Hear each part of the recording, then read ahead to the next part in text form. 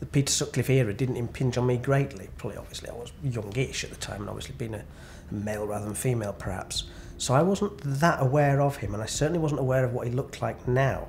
I only ever had the classic image of Peter Sutcliffe, hair and beard, as he was seen when he was in his younger stage.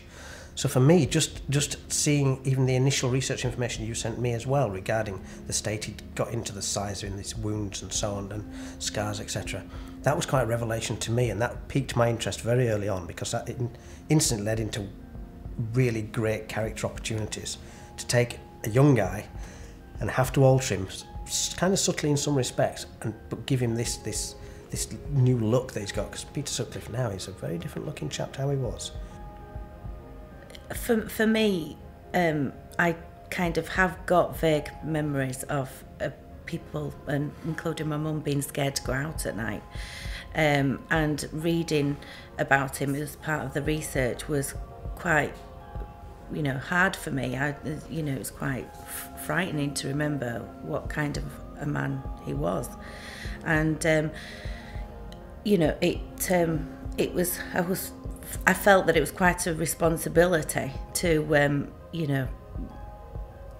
get the character as real as we could,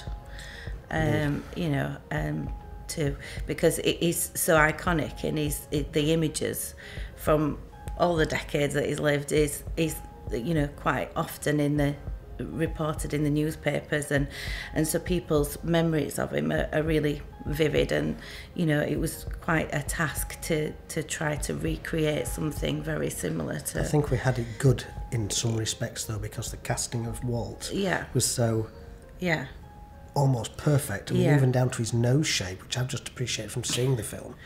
You could have chosen many actors who can do all the right emotions and so on, but just having the right physiognomy, being able to see that from a casting perspective and director's perspective, capturing that little bit of subtlety and the intensity that Walt could bring to the part.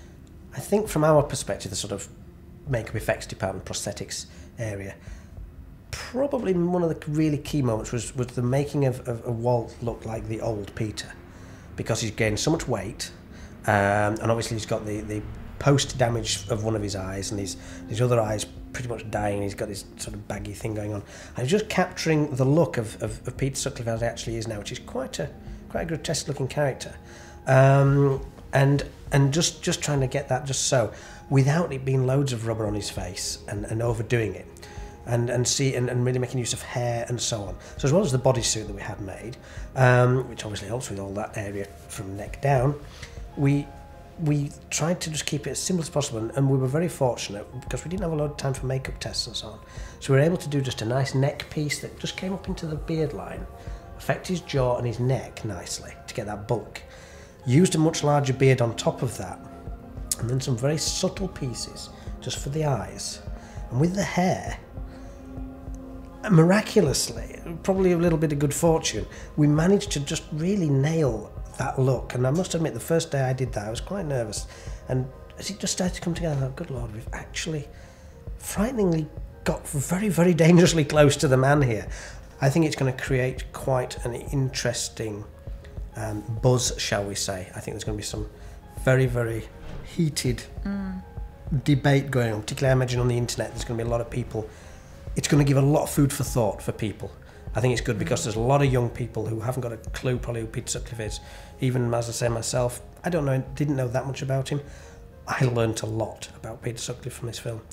I think it's a reminder of how horrific the acts were that he carried out, and what kind of a monster this person is, and I think it's a good reminder of that, especially in the controversial around the controversy of his release or parole dates at the moment. I just think it's a stark reminder of what he did and the crimes that he's been punished for, and why he should stay punished.